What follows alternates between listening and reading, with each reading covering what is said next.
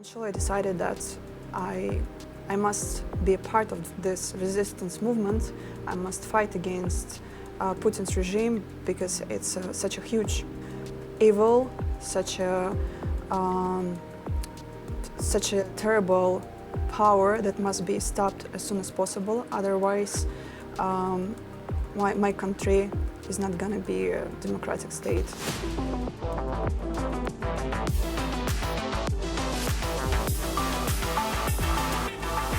Lugan's Plan B podcast presents Private Transactions for Activists, a Coinjoin story, with Kukks and Anna Chekhovich. My name is Anna Chekhovich. I am a financial manager of the Anti-Corruption Foundation, the Russian opposition organization. And also I work with the Human Rights Foundation, where I educate activists on Bitcoin adoption. Yeah, and I'm Kukks. At least I go by Kukks online. I work on open source software, primarily around Bitcoin. The main thing I work on is BTC Paysaver, an open source Bitcoin payment processor for everyone to use. Anna, how did you get involved with activism? Oh, it happened long ago in 2017. I was just inspired by the work of Alexei Navalny, and I realized that he's doing a very important job in Russia. And eventually I decided that I must be a part of this resistance movement. I must fight against Putin's regime because it's such a huge evil, such a terrible power that must be stopped as soon as possible. Otherwise, my country is not going to be a democratic state, and I don't want it to happen. Kukks, what inspires you to work on Bitcoin when the tools you are building are such a threat to your own individual freedom? I think it just happened naturally to me. I started getting into Bitcoin a while back for completely selfish reasons, right? I had no mission for bettering humanity or any of that sort. It just happened gradually until I realized the impact I was doing from just building the tools I needed to use myself. Eventually, I saw the change and how people react to the amount of net positive outcome that we were doing, building Bitcoin tools, and it just took over for me. Kukks, can you explain the tools you worked on and how they help maintain privacy? Sure. So initially, there's multiple parts to this. So the first part is I work on BTC Paysaver. It's an open source, free, self-hosted Bitcoin payment processor, which means it's just a tool that you can use to accept Bitcoin payments without any permission, without any authority. You just deploy it, install it on your own machines, and you can start accepting Bitcoin without having to get authorizations or verification. You can just set it up, which is very powerful. Most people don't understand the implications of such a powerful tool until they really need it. So there's that. And then the second part is Coinjoin tools, which actually enhance Bitcoin transactions to break the links between transactions. So when somebody receives Bitcoin and sends Bitcoin, they are building links. They're building deterministic links between their entire history and their future transaction history, which third parties can use to correlate, because the Bitcoin blockchain is very public and immutable and forever logged. So, what is the connection between Bitcoin and activism, and how can tools like those created by Kukks support activists? So my organization, the Russian opposition movement, where I work already for 7 years, we started using Bitcoin in 2016 because there was an insane surveillance level of the Russian regime over our banking transactions, and they always used the banking system as a tool of oppression against our organization. They were blocking our bank accounts in order to stop us from doing our work, And we always relied on Bitcoin in such situations. And even now, when working in exile, because we are labeled as an extremist organization in Russia and we work from abroad, we use Bitcoin in our work a lot, making transactions to Russia, receiving support from our Russian donors, and doing it with fiat is not possible because it's super dangerous. In Russia, if you support an extremist organization, you will face 8 years of imprisonment for just making a simple financial transaction, for making a donation. That is why we use Bitcoin in order to receive donations from our supporters. But as everyone understands, just receiving Bitcoin could be also not safe. You must protect your donors, you must protect transactions. That is why at the Anti-Corruption Foundation, we use tools like Coinjoin in order to provide extra layer of safety. And since I have this knowledge, since I have this hands-on experience at the Anti-Corruption Foundation, I joined the Human Rights Foundation to provide this knowledge to activists from all over the world, for non-profit organizations, to those freedom fighters who suffer from the same surveillance of their oppressive governments. And I see that there is a high demand of activists for this knowledge, but they don't know where to find this information. And some of them don't even know that such tools exist. And I didn't know till 2 years ago. And I was looking for solutions, and it was very hard for me because Bitcoin space is full of so many different tools, of so many different companies working on different solutions. And when I was researching, it was very hard to find what is useful, what is not. And now I am happy to provide this knowledge that I have to people who are looking for it, to make it simpler for them, because this topic is very complicated. For some, it's very technical, and my main goal is to make it as simple as possible so activists, freedom fighters can protect themselves. How have restrictive regulations impacted privacy tools and the work you both do? How have you adapted?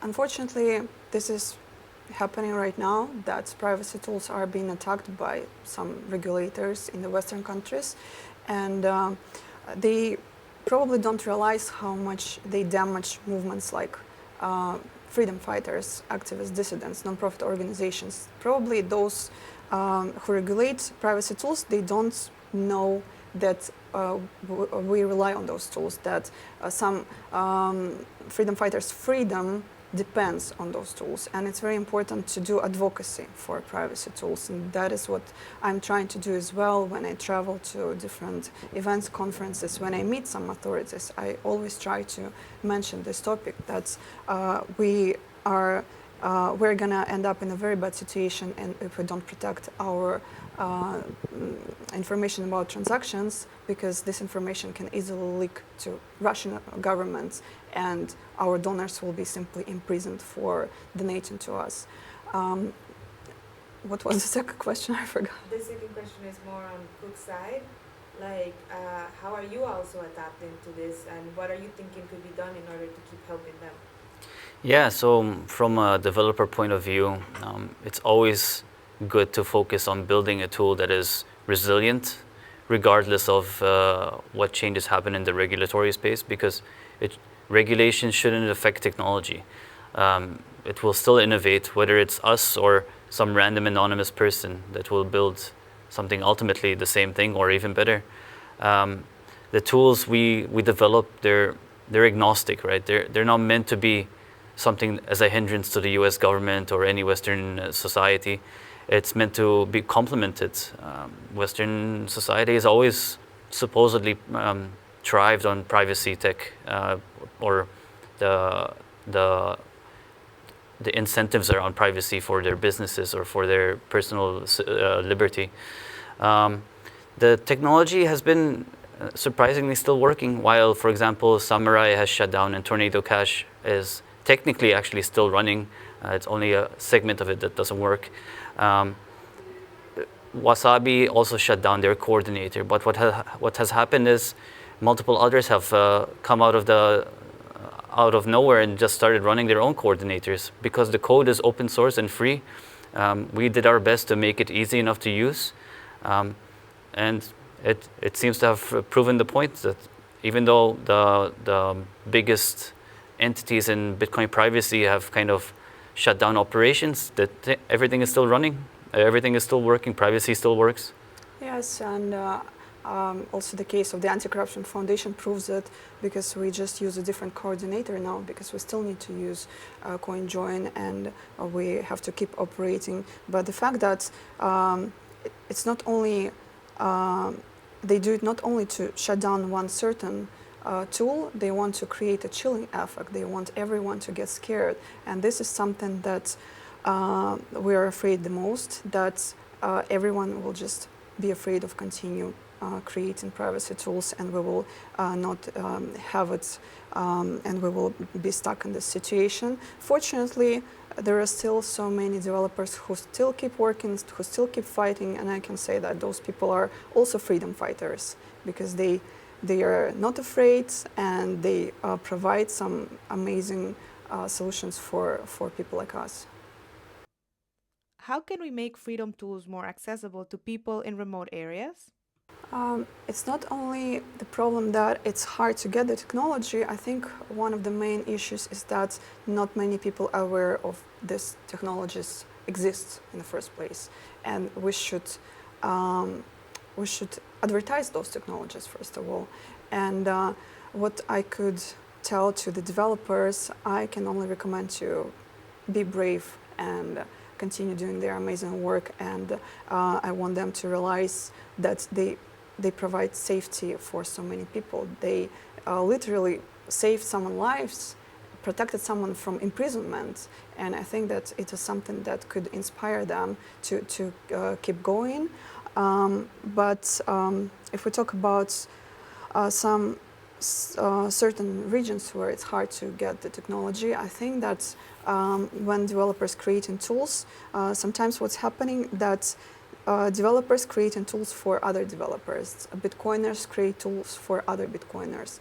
And my recommendation would be when you create something, you should also think about end user. You should make some research. Who needs your tool the most? Who would benefit the most? Which regions are hard to get? What you can do in order to provide these tools to those people? And also, of course, collaborating with the Human Rights Foundation would be a great solution, because it's our work at the Human Rights Foundation. We try to reach those regions with the help of this kind of tools. So if you, as a developer, if you don't know how to reach some certain freedom fighters, you can just reach out to the Human Rights Foundation, and we will help to connect these 2 points. For you, Kukks, what could you do to improve? Like, what have you been thinking about doing, or how to work? Like, have you ever even thought about this? Yeah, so in terms of improving the software, it's kind of hard to hit a wide audience without first growing. Privacy tools only work with a big crowd, right? So the only way to do this right now is to reach out to privacy enthusiasts and trying to get them to join in the crowd with the activists. But that is still a small crowd, relatively small crowd. So the only way I see this going forward is we complement the privacy tools, or we build the privacy tools on scaling technology. We sell the scaling technology for a better Bitcoin, for better payment technology, and we build the privacy tools on top of this, so that the crowd grows exponentially to hit the entire Bitcoin ecosystem, not just for privacy enthusiasts. How do you guys handle the pressure and dangers of being freedom fighters? Again, I've been doing this for a while, building open source software. I don't feel like I'm doing anything wrong. I feel like everything I'm doing is very neutral in technology. It's not meant to be an attack on anyone. It's all about preserving the liberties that people already have, or supposedly have. I don't think it should be dangerous. I don't feel like it's dangerous.